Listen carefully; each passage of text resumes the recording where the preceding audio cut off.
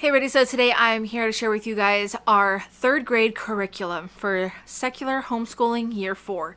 So I have been doing this for 4 years. We are secular homeschoolers.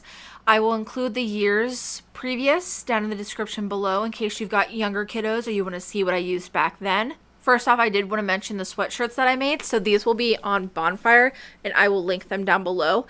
But being a secular homeschooler, I felt like I could never find any very simple yet cute kind of sweatshirts about secular homeschooling. So I made my own. They will be on BONFIRE. They make them, they ship them, they do everything there. But obviously a small amount of profits do go to me for designing them. But yeah, if you want to join in with the secular homeschooling moms, I love this sweatshirt. I really do. I've had it for over a month because I wanted to buy one. So I bought one with my own money just to make sure that it was good quality. It is like a screen printing. It's not a vinyl, but it's super comfy, true to size. Love it. I have different options over there. I can't remember exactly what I have, but I wanted something, so I made it and I wanted to share it with you guys. So I also wanted to mention really quickly, I know that I already mentioned this in my second grade one, so I'll make this quick.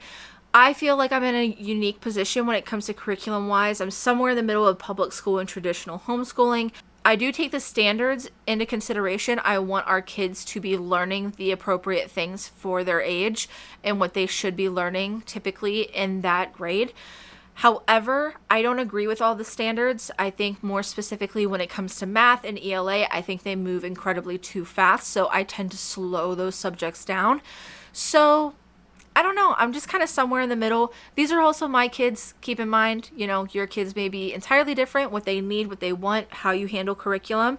But we do a lot of paper-based curriculum that you would typically find in school. But at the same time, some of the curriculum is slowed down. That way I'm sure that we're not rushing over basics. I typically do buy all of the curriculum off of Teachers Pay Teachers and then I print it. Also, I know that secular homeschool curriculum is really hard to find and I would not underestimate Teachers Pay Teachers.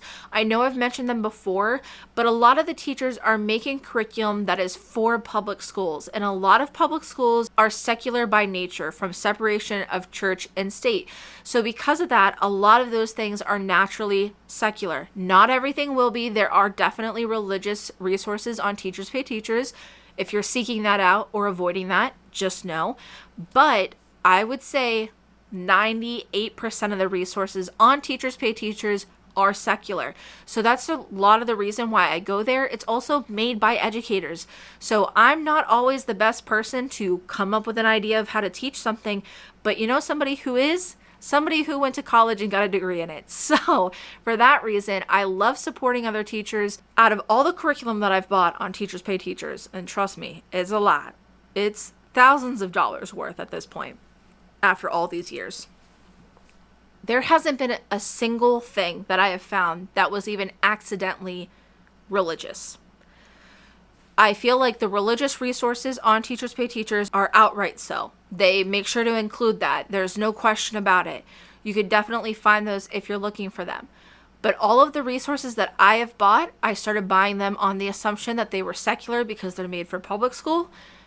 And I have never had to run into the issue of religion being somewhere in that curriculum. So I highly recommend it. I understand not everybody has access to a printer and having that printing capability, so I understand that may hold some people back, but if you can, I would highly recommend it. So starting off with language, reading, spelling, and writing, we have the third grade reading comprehension passages and questions by Lucky Little Learners. This is a shop that I have frequented and I love them. Love them. They do reading comprehension so well. I know that they have other things in their shop. I want to say spelling, maybe some grammar. I think their focus is mainly ELA, but I could be entirely wrong. They might have more, but I really enjoy their resources. I know that I've had several over the years and they always do a fantastic job. Next is the third grade spelling curriculum by the Moffatt girls. So this I actually have printed out and I can show you an example of what it looks like. We have used Moffatt girls spelling curriculums ever since kindergarten or first grade. I can't remember which one it was, but they are exceptional as well. I thoroughly love and enjoy their resources. I can't express that enough. Spelling was something that I was like, I don't even know how to approach that. I print it. That's how I approach it now. That's how easy it is. So there is this list that I keep on the front. I highlight it as we go through the weeks, and I know what we are getting done. But this is an overview of what's included in the curriculum. But this is how it typically looks. This is the binder that I just used to put it in. We split this between spelling and grammar. So in the front here, I've got about 12 weeks worth of spelling. So each week they are focusing on something, and then they have a page each day that they can do. That's what I do. 1 page a day. And then there is a test at the end of the week. That's it. It is so nice. And there are activities to do. I can't really show you because I have them all stapled, but because I make them into like little packets, but they're activities to do with the words that are the spelling words for that week. We have used this for years and love it. It is amazing. So it's for all year long as well. That's another thing that I wanted to mention is that like most of the curriculum on Teachers Pay Teachers extends the whole year because again, made for public school. I'm going to be so sad when we age range out of the Moffatt girls because I don't know who I'm going to turn to, but they do spelling so well. Next, we have Cursive Handwriting Practice by Melissa.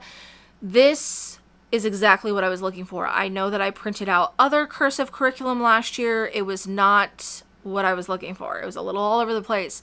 This, however, I have printed. It's since up in their binders up there, so I can't get it down right now, but it's looking really promising. And I only used half of it for the first half of the year, so I think we'll get a good bit of use out of it as well.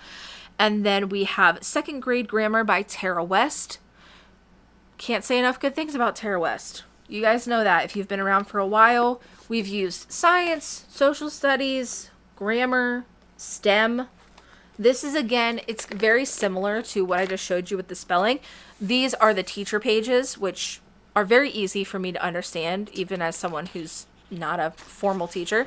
And after that, they get 1 page a day to do an activity based around whatever they're learning this week. So this is proper nouns. So that is what they will be doing those activities around. And again, all year long, thoroughly enjoy it. And grammar is something that I felt like my kids would just naturally kind of not like because I'm not sure there's many kids who do. But her activities are fun. They have a really good time learning. It's not too fast. It's not too slow. Highly recommend. So we've got that, and I will be sad when we have to give up Tara West for grammar because she just does amazing. And then for Sophie, because she is in 3rd grade, now typically with ELA, I mainly just focus on the younger years with writing, spelling, grammar, and what's the other one? Reading comprehension. That's it. The writing, honestly, I don't even take super seriously. I just make sure that they are able to learn about different types of writing. And when it comes to actually writing themselves, I feel like we experience that enough throughout our other ELA and other curriculum that I just let us follow the writing rules, and that's it. That's all we're working on when it comes to writing. I don't try to push that because it can be overwhelming pretty fast, especially for those little kiddos. That's my opinion. But since she is starting 3rd grade, I feel like we can actually focus a little bit more broadly on ELA. So I got this ELA morning work by Jessica Myer, and it's actually just 2 sheets that cover the entire week. I believe each day kind of has like a little spot on those pages, and they just do a little bit of ELA a day. It kind of bounces all over the place, but it looks really cool to me. So not too overwhelming, but still obviously going over some important stuff. The activities look fun. So I'll report back with this. Never used anything from this shop, but I have really high hopes for this. And I actually bought the bundle. I got the 3rd and the 2nd grade one, but I'm not sure if I'm going to use the 2nd grade for Remy yet or not. Just kind of feeling that out because I don't want to be too overwhelming for her. But I did buy it in case I wanted to. Finally, moving on to geography, history, government, that kind of thing. We are going to use The Power of the People by Mint and Bloom. I actually found this originally from TikTok. I did not give it much of a thought until a group that I was on Facebook actually also mentioned it, and it was getting a lot of positive feedback. That was a good sign to me. So then I checked it out and I actually really like the look of it. It's not a traditional type of social studies. It doesn't just follow one timeline throughout history. It kind of bounces all over the place, but that's on purpose. That's meant to keep it entertaining and fresh. There's also a book that goes along with it. Obviously can't speak too much to it, but I do have it printed and I'm thinking Sophie's really going to enjoy this. I do think that the Social Studies for a Year by Education with an Apron that we used last year and that my second grader is also using this year, I think it's a bit more engaging. But now that Sophie's going to be in third grade, I think that this is okay. So then moving on to mathematics, we've got 2A and B for her in the dimensions math. So again, not quite on the correct number letter system for her, but I want to slow down and make sure we are doing things correctly. Sophie is naturally gifted with math. I mean, some things that she does just really astounds me. However, she can also move at a very rapid pace and make very easy mistakes. So I just want to make sure that we're not flying too quickly here. I have her actual textbook and workbook up in their binders, but I also did get the home instructor's guide. And then we've got the test, which is what you do after the units. And then also the printouts. So these printouts are free on their website and you can just print them at home as you need them. But I print enough. So I didn't want to do that this year. I think this was only about $15. It's like made out of mostly cardstock. I just put a little ring on it because it did not come with that, but it did come 3-hole punch, which was really nice. I would probably recommend a big binder. I think that's what I'm going to do next year because I have 2 of these, one for each kid. But yeah, these are just printouts to work alongside. So you've got the textbook, which is where you introduce new concepts to them. The workbook is to just further work on those concepts. And then you have the test booklet, which is after you finish a unit. And obviously the home instructor guide is for you. And then you've got the printouts for whatever, you know, the textbook mentions them. It's not every single, I don't think like every single page has, you know, necessarily a printout. We don't always use every single one of them, but we use enough of them that I thought this was warranted. Maybe not. Maybe I'll learn the hard way that we actually don't need those at all and I won't get them next year, but we'll see. And then moving on to science, I'm very excited about this. We are actually going to revisit some of the second grade science units by Linda Kamp. She loved this science. My kid is a science kid. She loves it. Loves it. I think it honestly is probably one of her favorite subjects in school. And she thoroughly enjoyed this one. Okay. She loved it a lot.